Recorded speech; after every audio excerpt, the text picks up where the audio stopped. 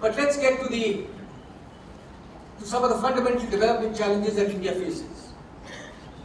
Some 470 million Indians, about 8% of the global population, live without electricity.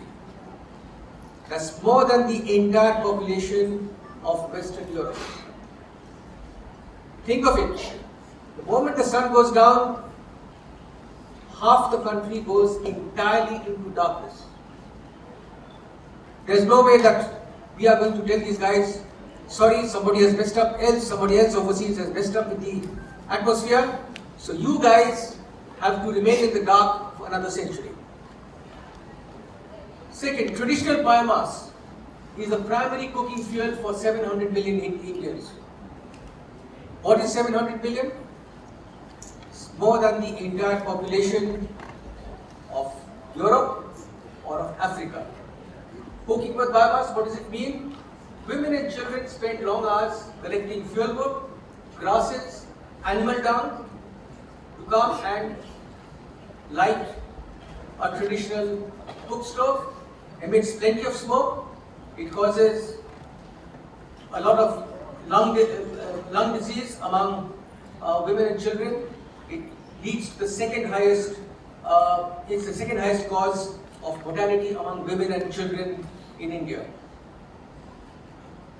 Nearly 35% and nearly 80% of the population live below the income level of $1 and $2 a day respectively. 350 million people, that's about the population of the United States. 800 million people, again, that's the population of Western Europe and Russia combined. Lack of access to commercial energy leads to illiteracy, gender inequality, disempowerment, high infant and maternal mortality rates, poor health, and hence a low human development index. We are 125th out of about 170 countries in the Human Development Index. And we consider that if we are the world's fourth largest aggregate emitter, you can't look at that without looking at this aspect also. It happens to be a very large country, which is why we have these enormous numbers. The aggregate emissions are large because the country is large. In terms of per capita emissions, we are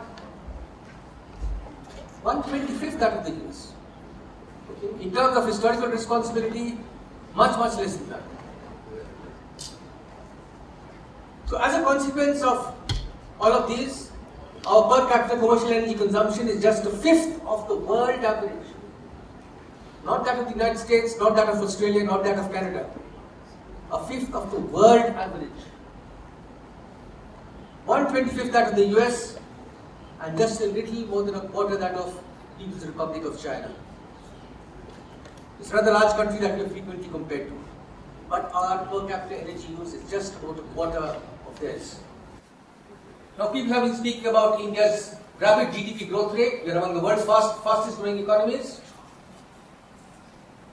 But let me say that unless we maintain a GDP growth rate of 8 to 9% a year over at least 25 years, we will not be able to lift the bottom 40% of our citizens to just an acceptable level of social and economic well-being. Children can go to school, they can have primary health care, they can get clean water, they can have cooking fuel, they can have just about enough to eat. We are not saying that we need this in order to get them to the living standards of Western Europe or living standards of North America, far from it. But get them to a somewhat acceptable level of living standards. And we cannot do that without the provision of modern energy to them.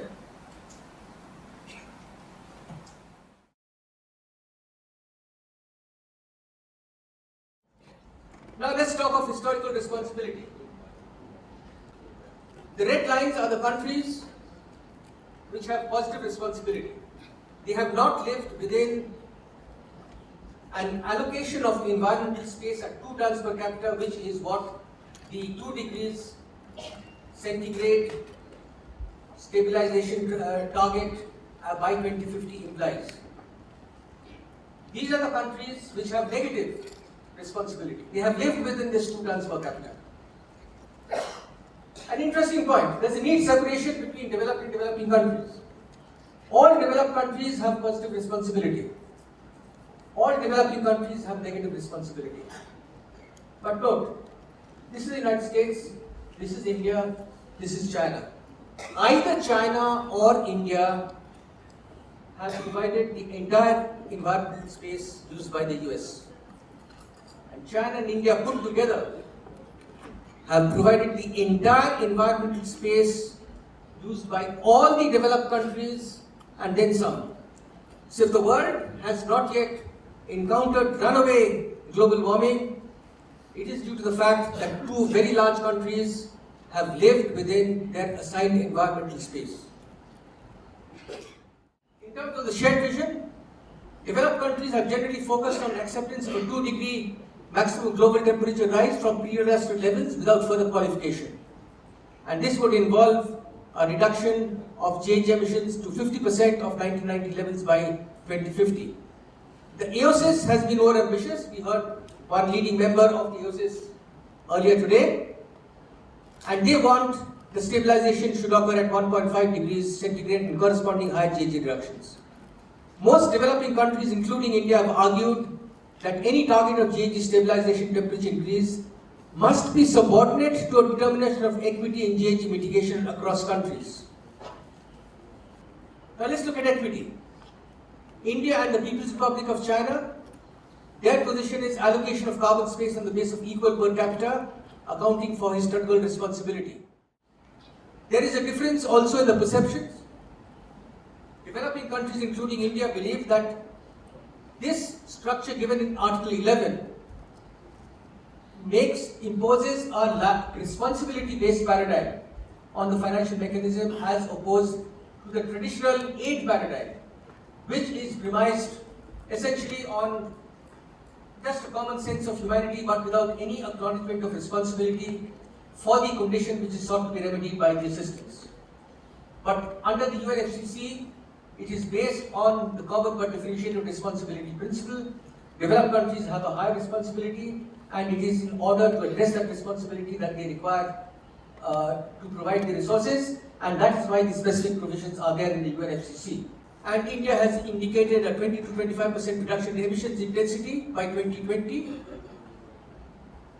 The US has associated and given a target, but this is premised on in the light of enacted legislation. And however, what of course has happened is that let's look at what has happened in the US House of Representatives. The Obama administration has lost control over the House, and this has effectively closed any possibility of the US passing an energy and climate bill in this administration. This may cause the climate change negotiations to further lose political momentum, since the US's Copenhagen commitment is premised on adoption of necessary congressional legislation. Thank you.